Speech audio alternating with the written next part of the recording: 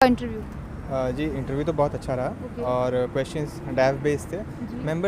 Members जो थे panel के वो भी बहुत कोडियल थे ओके। और इतना क्रॉस क्वेश्चनिंग नहीं था, इतना हार्ड नहीं था। ओके। एंड उन्होंने जो क्वेश्चंस पूछा था वो भी लाइक बड़े करंट अफेयर्स बेस्ड और डैव बेस्ड, तो मैंने बोल दिया करंट अफेयर्स बेस्ड पे, और थोड़ा सा जनरल लाइक पॉलिटी के ऊपर वैसा क्वेश्चंस पूछ लिए थे। ओके। अच्छा, करंट अफेयर में किस टॉपिक से मतलब पूछा गया है? करंट अफेयर्स में जैसे आज पूछा गया था सेमीकंडक्टर के ऊपर कि सेमीकंडक्टर में क्या प्रॉब्लम हो रहा है, और एक पूछा गया था कि जैसे वो हमारा जो नेशनल इंटीग्रेशन पॉलिसी के ऊपर उसमें क्या आपका रोल है और क्या आप कर सकते हैं, इन्हीं जैसे टॉपिक्स पे कुछ पूछा गया था।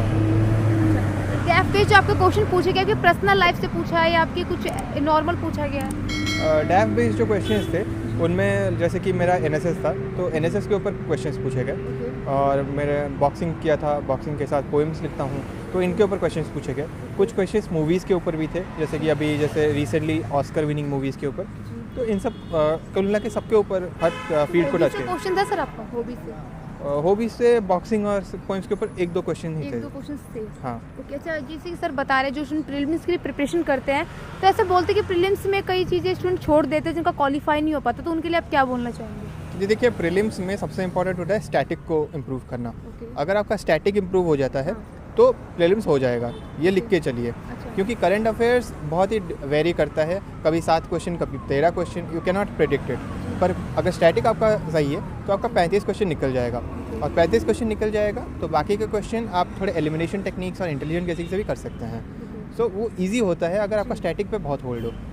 अच्छा, आपने इंटरव्यू के लिए प्रिपरेशन कैसे की? मॉक दिया या ग्रुप डिस्कशन किया, क्या रहा? नहीं, इंटरव्यू का प्रिपरेशन मैंने बहुत टाइम तक घर पे ही किया था। मैंने खुद से ही अपना जो डैव का हर एक वर्ड होता है उस पर एक बहुत डिटेल्ड रिपोर्ट बनाया था कि मुझे ये पढ़ना है। उसको कंप्लीट करने के बाद जब मुझे लगा मेरा इंटरव्यू का मैंने कुछ नॉलेज हो गया मुझे, फिर मैं आया दिल्ली और मैंने कुछ मॉक इंटरव्यूज़ दिए, अराउंड करीबन 4-5 मॉक इंटरव्यूज़ दिए होंगे। तो जो आपने मॉक इंटरव्यूज़ दिए वो कितने हेल्पफुल रहे, और उनमें कंपेयरनेस किया जाए तो कौन सा ज़्यादा आपको कंफर्टेबल फील कराया गया? वैसे बोला जाए तो रियल इंटरव्यू और मॉक इंटरव्यू में काफ़ी डिफरेंस था, क्योंकि मॉक इंटरव्यू में ओनली डैव बेस्ड कुछ ज़्यादा ही रहता था, सिर्फ अच्छा। डैव पे ऊपर ज़्यादा फोकस था। बट इनका डैव से ज़्यादा खुल के अलग चीज़ों पे भी काफ़ी फैक्चुअली क्वेश्चन थे किस में डैव मैंने इंटरव्यू में आपके? फैक्चुअली क्वेश्चन पूछे गए कुछ? फैक्चुअली एक तो जैसे मैंने वो पॉलिटी के ऊपर फैक्चुअली क्वेश्चन पूछे गए, बट मैक्सिमम क्वेश्चंस डैव से भी थे और करंट अफेयर्स से थे। तो फैक्चुअल नहीं, it is more of opinion based कि आपको क्या लगता है, तो उस तरह के क्वेश्चन ज़्यादा थे। अच्छा, यूपीएससी के लिए एनसीईआरटी बुक का क्या रोल है? मतलब देखिए मैं एनसीईआरटी सब बोलते हैं, पर मैंने भी टॉपर्स का वीडियो देखा था, उन्होंने बोला था कि 6 to 12 एनसीईआरटी पढ़ना है, बट मैंने जितना फॉलो किया मैंने बहुत ही कम एनसीईआरटी फॉलो किया जो चाहिए होता है। फॉर एग्जांपल मैंने ज्योग्राफी के लिए 11th-12th एनसीईआरटी फॉलो किया है, और पॉलिटी के लिए मैंने 12th का और या फिर मुझे याद नहीं आ रहा 11th का एनसीईआरटी मैं फॉलो करता हूँ, India's constitution at work, and ऐसे ही 2-3 एनसीईआरटी ही फॉलो करता हूँ। सारे एनसीईआरटी फॉलो करने में कोई पॉइंट नहीं है, क्योंकि वो कवर हो जाते हैं एडवांस बुक से।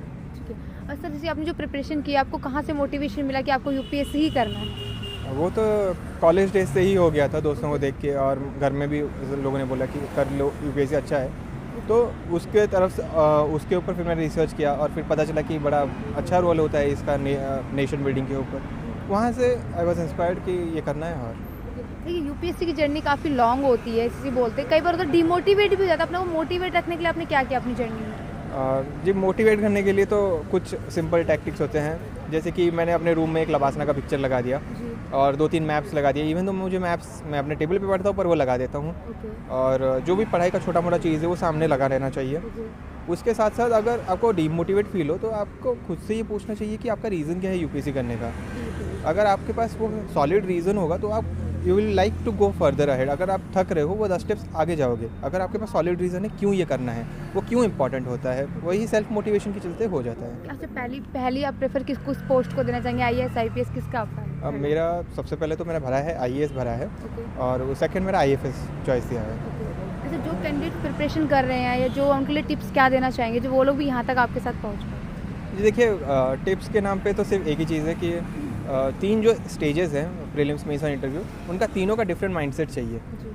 जैसे कि प्रीलिम्स में बहुत ही नॉलेज और फैक्चुअल बेस्ड, तो आप उस पर डिटेल में पढ़िए, जो भी पढ़ेंगे डिटेल में पढ़ना है। हर डेटा हर फैक्ट याद रखना चाहिए, कम पढ़ें पर अच्छे से पढ़ें। और मेंस में it is like wide approach का मतलब होता है कि बहुत सारी चीज़ पढ़ना है और उसका इतना डेप्थ नहीं जाना चाहिए, बट डेप्थ होना चाहिए, बट कंपैरेटिवली प्रीलिम्स से थोड़ा कम डेप्थ होना चाहिए। और हार्ड वर्किंग तो हर स्टेज में लगता है, पर मेंस में कुछ ज़्यादा ही हार्ड वर्क लगता है, क्योंकि 9 पेपर्स लिखने होते हैं और अपने राइटिंग स्किल्स को बढ़ाना होता है। पर interview is a different ball game.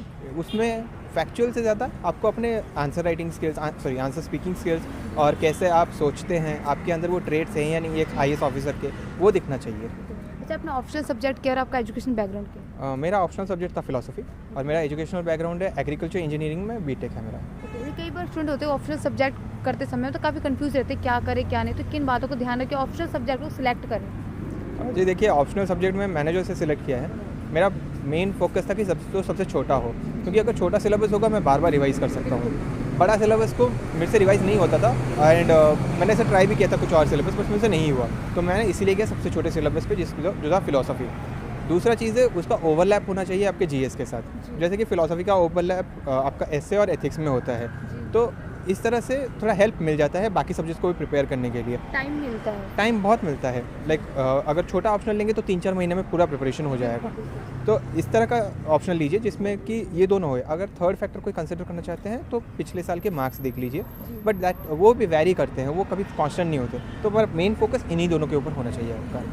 जो अभी UPSC की प्रिपरेशन कर रहे हैं, जो कैंडिडेट्स हैं, उनके लिए आप कुछ एडवाइस देना चाहेंगे जो प्रिपरेशन कर रहे हो? जी देखिए, अभी तो प्रीलिम्स आने ही वाला है 2023 का, मई 28 को प्रीलिम्स है, तो मैं तो बस यही बोलना चाहूँगा कि जो स्टैटिक पार्ट पड़ा है उसको बार बार रिवाइज़ करो। अगर उसको बार बार रिवाइज़ हो गया ना तो फिर बाकी सब इंटेलिजेंट गेसिंग के चलते भी हो जाएगा।